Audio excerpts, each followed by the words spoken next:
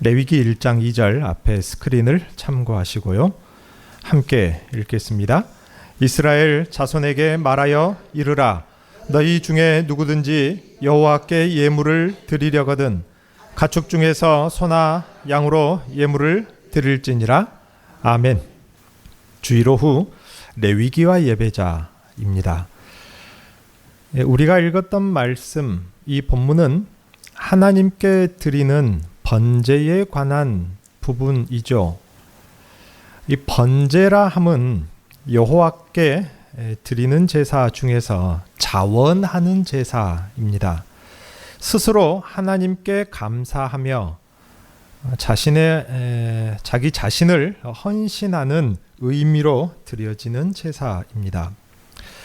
이 번제는 자기 헌신이 매우 강한 의미의 제사로서 누구든지 하나님께 예물을 드려 헌신하고 싶은 사람은 소와 양, 염소의 수컷 그리고 비둘기 중에 자신에게 맞는 제물을 가져와서 하나님께 태워서 드리며 헌신을 다짐하는 제사였습니다.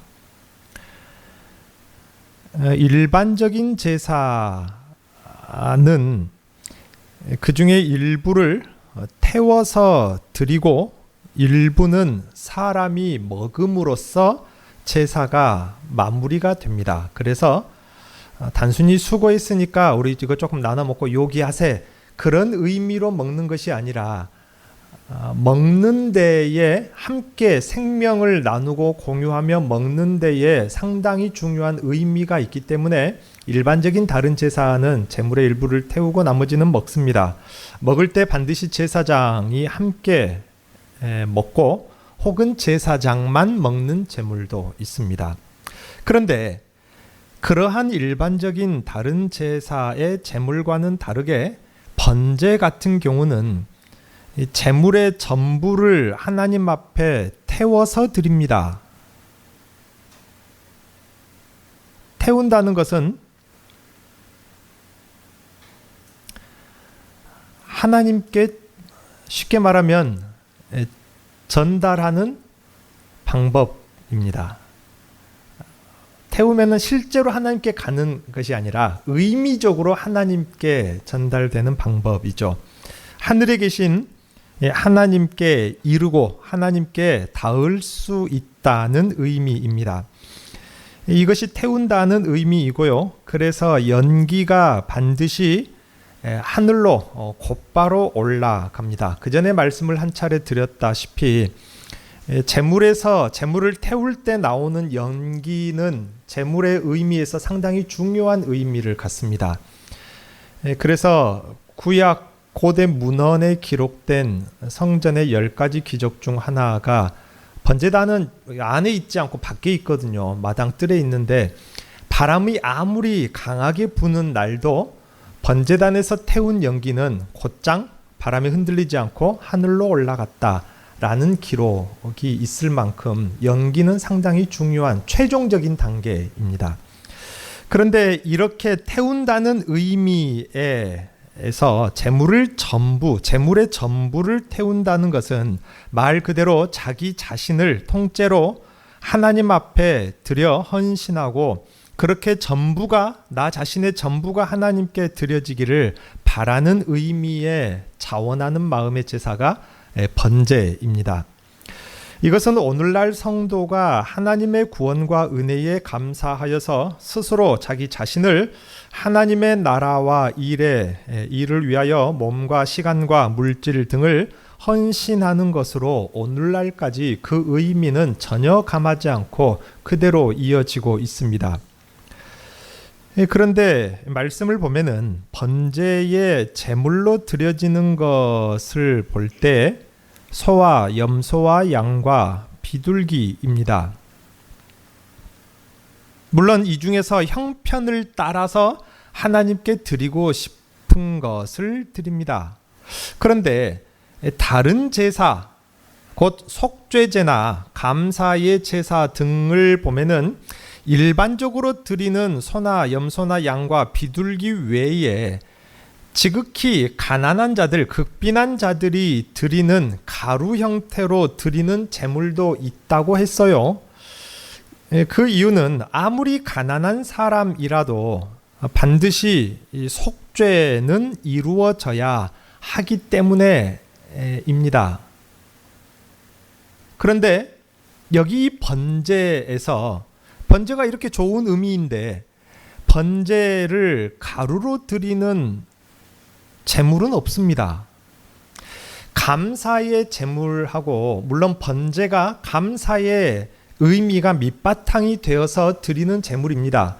그렇지만은 굳이 구별을 하자면은 번제는 나 자신을 내 스스로 자원하여서, 자원이라는 말은 율법적으로 어떤 명령이나 의무가 아니라 내 스스로가 자발적으로 하나님께 나를 드리고 싶을 때, 헌신하고 싶을 때 사실상 번제의 의미입니다. 물론 하나님께 왜 헌신합니까? 감사해서, 감사가 밑바탕이 있습니다만은 중요한 차이점이 바로 그 부분입니다. 다른 감사제 혹은 속죄제 같은 경우는 곡식으로도 드릴 수 있어요. 왜요? 어떤 사람이요? 그 곡식이 어느 정도만큼이라고요? 한 꼬집 정도. 가운데 손가락 2개로 꼬집었을 때 여기에 잡히는 정도, 말 그대로 한 꼬집입니다. 그냥 한 꼬집 집어서 하나님께 이 곡식 그만큼 드리는 게 하나님이 배가 부르겠습니까? 아무 의미가 없습니다. 그렇지만 그렇게 해서라도 하나님께 감사를 드려야 하는 것이고, 그렇게 해서라도 반드시 뭐는 이루어져야 된다? 속죄의 일은 그렇게 해서라도 반드시 이루어져야 하기 때문에 이것은 자원의 의미가 아니라 사실상 절대성을 가집니다. 그렇지만은 번제는 가루로 드리는 제물이 없습니다. 그 이유가 무엇일까요? 오늘 우리가 말씀 가운데 기억해야 할 중요한 교훈이 바로 이 지점입니다. 번제는 가루로 드리는 것이 없습니다. 최소한 무엇입니까? 비둘기 정도 이상입니다. 비둘기 정도 우리는 뭐 먹지 않으니까 하찮은 것으로 생각할 수 있는데, 예를 들어서 소나 양, 염소 등등, 뭐 우리로 말하면 돼지 한 마리 잡읍시다, 막 그런 이야기 있듯이. 그리고 무엇이 있습니까? 닭. 닭 한 마리 정도, 우리 예를 들면 그렇게 생각하면 돼요. 그래서 어떤 사람에게는 통닭 한 마리도 부담되는 경우가 있습니다. 그렇지 않겠습니까? 그런데 그보다 더 가난한 사람이 번제를 드리고 싶을 때는 여기서도 곡식 한 꼬집으로 드릴 수 있는데 왜 그렇게 하지 말라는 것일까? 가난한 사람은 헌신도 하지 말라는 것인가의 의미 밖에는 생각이 나지 않을 수 있습니다. 그렇지만 여기에는 아주 중요한 하나님의 마음이 있습니다. 지극히 가난한 사람, 극빈자의 과도한 지나친 신앙적인 헌신을 막기 위한 것이라 성경 속의 사람은 그렇게 해석을 하고 그것이 성경의 의미가 되었습니다. 극빈자들은 보통 사람들이 번제를 드리는 것에 있어서 부러울 수밖에 없습니다. 헌금할 돈이 없어서 여러 주간을 교회 예배에 참석하지 못하고 결석했던 나이가 지긋하신 어떤 집사님이 기억이 나요. 우리 교회 말고요. 그런 입장이 돼보지 않으면은 남들처럼 11조도 하고 헌금도 많이 하고 건축 헌금도 하고 그렇게 헌금을 많이 하는 것에 대해서 얼마나 나도 저렇게 하나님께 드리고 싶다라는 그 부러움의 마음. 어떤 사람은 건강해서, 어떤 사람은 자기가 기술이 있어서 교회 헌신하고 그런 것에 대한 부러움을 갖는다는 그 마음을 이해를 못할 수가 있습니다. 그렇지만 연약한 사람, 헌신을 하고 싶어도, 지극히 가난한 사람, 헌금을 하고 싶어도 하나님께 드릴 게 전혀 없는, 내가 몸을 움직이기도 힘든, 내가 아는 것이 없는, 기술이 없는 그런 것으로 다른 사람들을 부러워하는 마음이 있을 수밖에 없다, 그 말입니다. 오늘날 교회 안에도 자신은 많은 것으로 하나님께 헌신하고 싶지만 그럴 수 없어서 풍부하게 헌신하고 헌금하는 다른 성도들을 부러워하는 경우가 있습니다. 그렇다 보니 때로는 남의 눈치를 보거나 혹은 충동적으로 극빈한 자 그 자신의 형편에 맞지 않게 지나치게 헌신을 할 수도 있습니다. 이것은 하나님은 원치 않으신다는 그 메시지를 사실 말하고 있는 부분이 바로 이 부분인 것입니다. 이렇게 감정에 치우쳐 감당하기도 힘들 만큼 지나치게 헌신을 하게 되어 문제가 되는 경우들이 있습니다. 구약시대 같은 경우 성전에서 일주일 헌신하기로 혹은 한 달 혹은 1년 동안 헌신하기로 서원한 어떤 여인이 있을 수가 있습니다. 그때에 일반적으로는 서원한 것을 반드시 시행함으로 갚아야 합니다. 그런데 제가 그 전에 한번 드렸던 말씀이 뭐였냐면은 여자가 성전에 헌신하기로 서원한 것을 그 남편이 취소시키면은 무효가 될 수 있다는 말씀을 드린 적이 있어요. 그 말을 들으면은 오늘날 시대 같은 경우는 여성의 인권에 대한 이야기를 많이 하는 시대이기 때문에 불편할 수가 있는데 그냥 여성들에게 나는 서원할 수 있는 선택도 못하냐? 그렇게 생각할 수 있는데 그런 것이 아닙니다. 이유 없이 그 남편이 무효화시키지는 않습니다. 여자가 자신의 감정에 치우쳐서 가정과 그 머리인 남편과 상의를 하지 않고 불쑥 헌신을 서원했을 때 무효화시킬 수가 있는 것입니다. 지나치게 감당하기 힘들 만큼의 헌신이 되어지지 않도록 그 남편이 그것을 무효화시키는 의미이라 그 말입니다. 어린아이도 마찬가지입니다. 어린아이가 서원을 했을 때에 그 아버지가 그 서원을 무효화할 수 있습니다. 어린아이가 짧은 지혜로 터무니없는 서원을 했을 때 아버지가 상황을 고려해서 그 서원을 무효화하는 것입니다. 이렇게 성경에 나온 제사나 헌신을 서원한 것에 대해서 하나님께서는 극빈자나 연약한 자들 혹은 감정에 치우쳐서 지나치게 부적절한 헌신을 하는 그 상황을 막는 것입니다. 저는 과거에 그런 적이 있었어요. 지금처럼 휴대폰으로 결제하거나 그러지 않을 때 저도 지갑을 가지고 다녔는데요. 요즘은 현금을 사용하지 않아서가 아니라 제가 지갑을 잘 잃어버립니다. 그래서 그게 너무 불편해서 빨리 이게 휴대폰으로 결제하는 이 시스템이 나오기를 손꼽아 기다렸는데 나왔어요. 그래서 어지간하면 이걸로 결제하고요. 그리고 결혼한 후로부터는 이제 그런 계산하는 게 제가 신경을 별로 쓰고 싶지 않아서 그냥 제 아내한테 그냥 다 맡깁니다. 제가 알고 있는 것은 가끔 생각 안 날 때도 있는 제 생일밖에 생각이 안 나요. 나머지는 다 제 아내가 합니다. 예배를 드리다가 이제 어렸을 때요. 말씀을 듣던 중에 하나님께 드리는 헌금을 막 계산하고 하는 그런 부적절한 상황에 대한 이야기를 제가 언젠가 들은 기억이 있었나 봐요. 그래서 언젠가부터 제가 조금 이제 젊었을 때 약간 좀 충동적이기도 하고 한동안 제가 어떻게 헌금을 했냐면요. 이제 제가 성도로 등록해서 다니는 교회가 아니라 대학생 때 광주에 있으면서 이제 출입하는 교회들에서 내 지갑 속에 들어있는 것을 다 헌금해야겠다. 그렇게 한동안 헌금을 할 때가 있었어요. 이해되십니까? 나는 지갑을 열어서 얼마가 있는가 보는 순간 나는 하나님께 드리는 것을 계산하는 사람이 되고 만다. 이것은 옳지 않다라고 해서 여러분 오해하지 마시고 끝까지 들으셔야 돼요. 주무실 사람은 지금부터 주무시면 안 돼요. 끝까지 들으셔야 됩니다. 그래서 한동안은 그냥 보지 않고 지갑에 있는 현금을 다 빼서 그냥 하나님께 난 이것이 최고의 신앙이다라고 자부심을 가지고 신앙생활을 했던 적이 있습니다. 그러다가 우연찮게 이제 저희 아버지 목사님하고 이 부분에 대한 이야기가 나올 때가 있었어요. 그래서 저희 아버지 목사님께서 그럴 필요까지는 없단다 라고 하면서 설명을 몇 마디를 해주셨는데 그때로부터 제가 자유함을 얻었습니다. 네. 예를 들면 그런 경우입니다.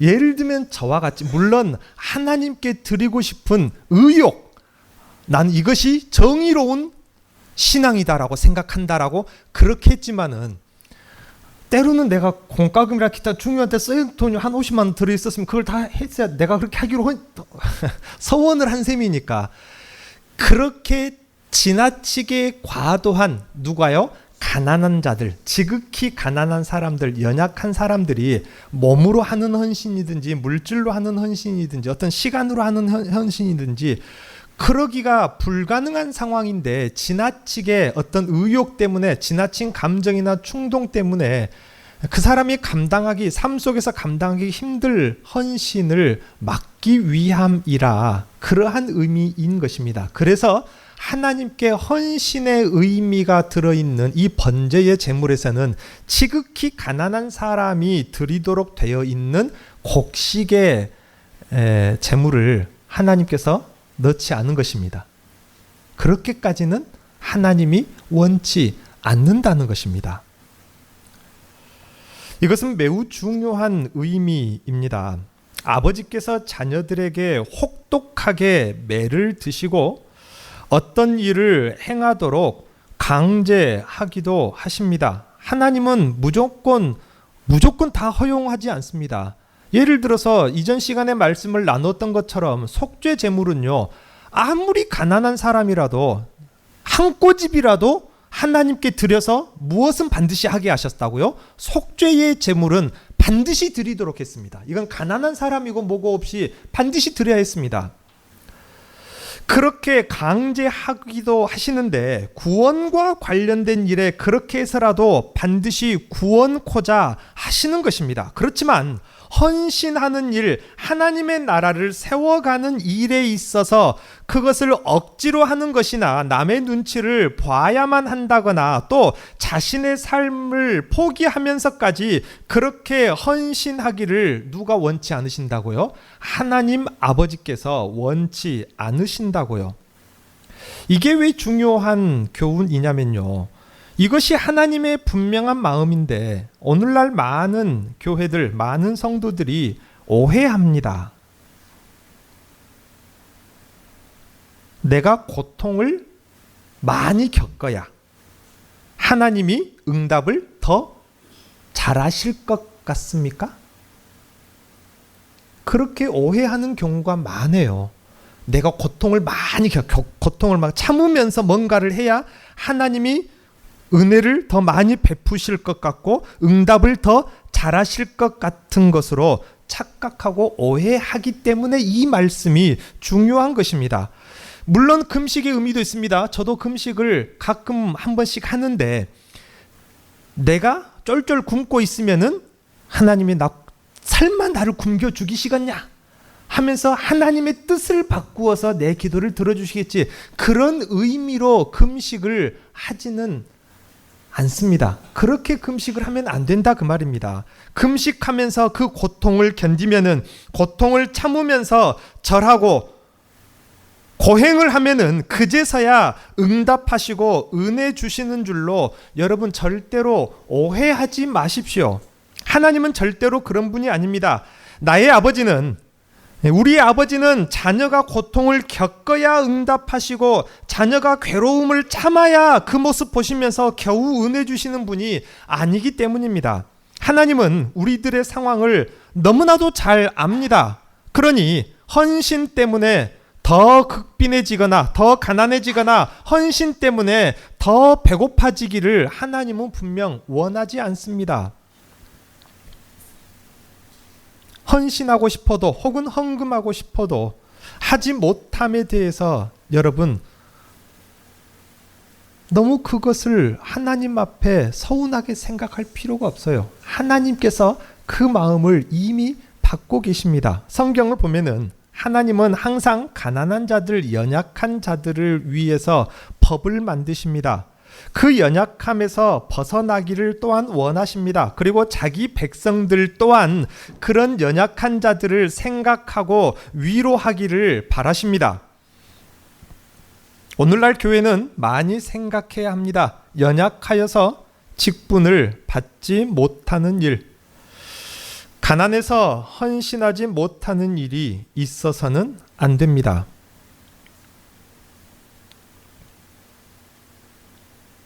그렇게 연약해서 큰 일을 할 수 없음을 비난해서도 안 되고, 어째 저 사람은 이렇게 헌금하라고 했는데 이 정도 헌금도 못하냐 라고 그렇게 비난을 해서도 안 되고요. 넉넉해서 크게 헌금하거나 헌신하는 자들만 또 교회에서 높은 사람이다, 역시 큰일 하셨다, 그렇게 박수치고 높여서도 안 된다, 그 말입니다.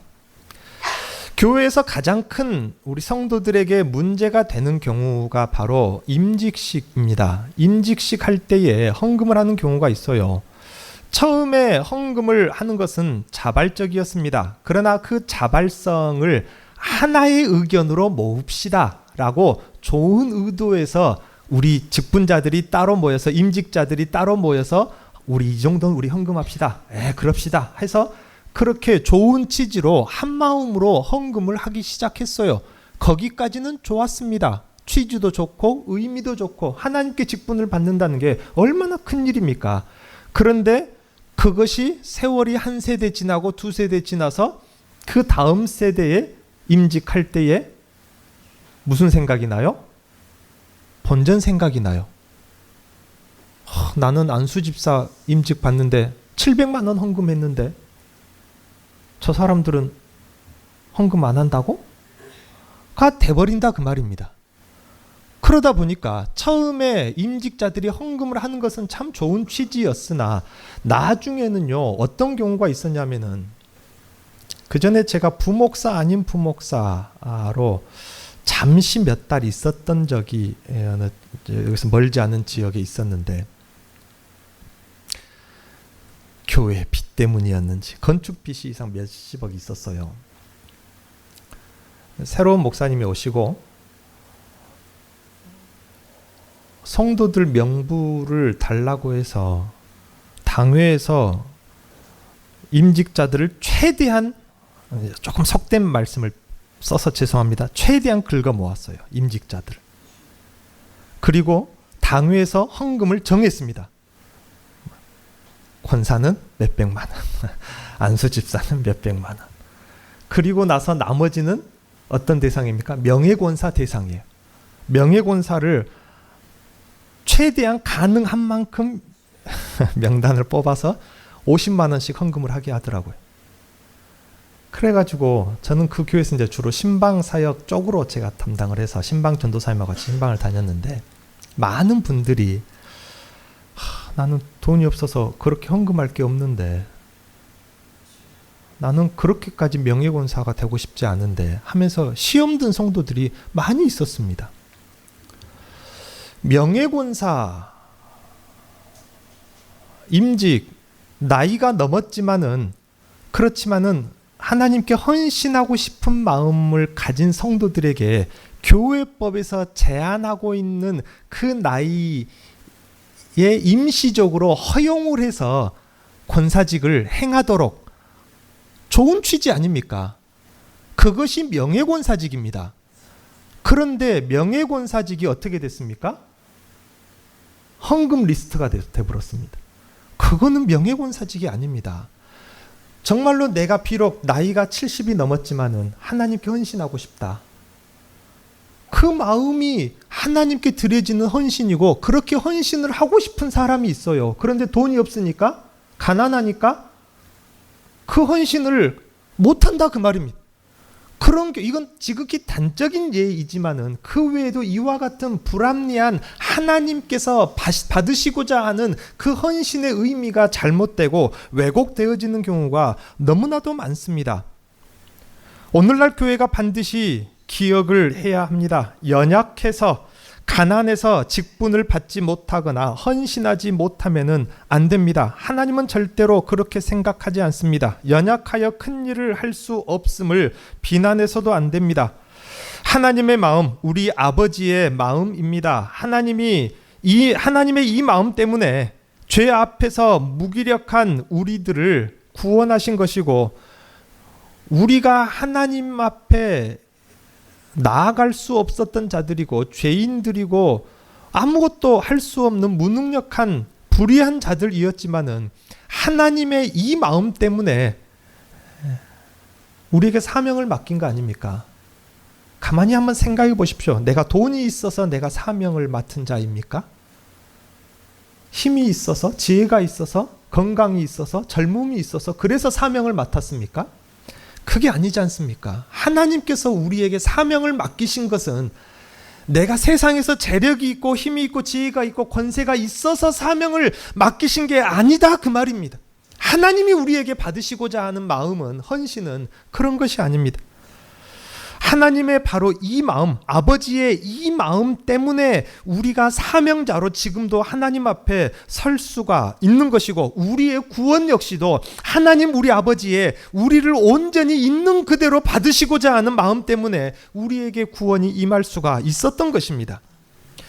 중요한 것은 헌신이라는 것이 이렇게 꼭 돈으로 힘으로 하는 것만은 아님을 또한 알아야 합니다. 아무리 연약해도 모든 성도라면은 하나님의 구원과 천국의 소망으로 감사하고 싶고 헌신하고 싶고 봉사하고 싶은 마음이 있죠. 재물이 없으면 다른 것으로 하면 됩니다. 힘이 없으면은 다른 것으로 하나님께 드리면 됩니다. 모든 사람이 같은 모양, 같은 분량, 같은 형식일 필요는 없습니다. 하나님께서는 그저 우리가 아무것도 할 수 없음에도 불구하고 하나님 감사합니다. 내 인생이 하나님의 은혜입니다. 이 한마디에 하나님께 드리는 그 감사만으로도 하나님께 영광을 돌릴 수가 있다면 우리의 입술로라도 하나님께 헌신할 수 있는 것 아니겠습니까?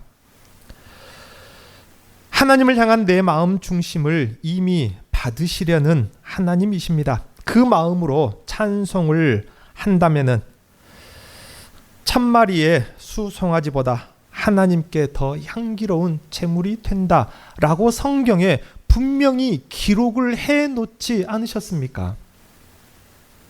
1000마리의 숫송아지가 하나님이 1000마리나 드렸다. 그것도 송아지로. 야, 하나님이 그런 분이 아니라고요. 기록을 해놨지 않습니까? 그래서 사울왕이 그것 때문에 무너진 거 아닙니까? 하나님께 드리는 진실한 마음으로 나오는 그 감사의 그 한마디, 그 한 줄이, 그 하나의 찬송이 하나님을 숫송아지 1000마리보다 더 기쁘게 헌신할 수 있는 일이 된다고요. 나를 향한 지극한 사랑으로 다른 사람에게 전하는 그 한마디는 어떤 것보다 더 큰 헌신이 되니, 여러분 하나님께 나를 드리고 싶을 때는 절대로 마음에 부담을 갖지 마십시오. 돈이 아니어도 상관없습니다. 내 몸으로 하는 것이 아니어도 상관없습니다. 여러분 마음을 하나님께 온전히 헌신할 수 있기를 바랍니다. 기도하겠습니다.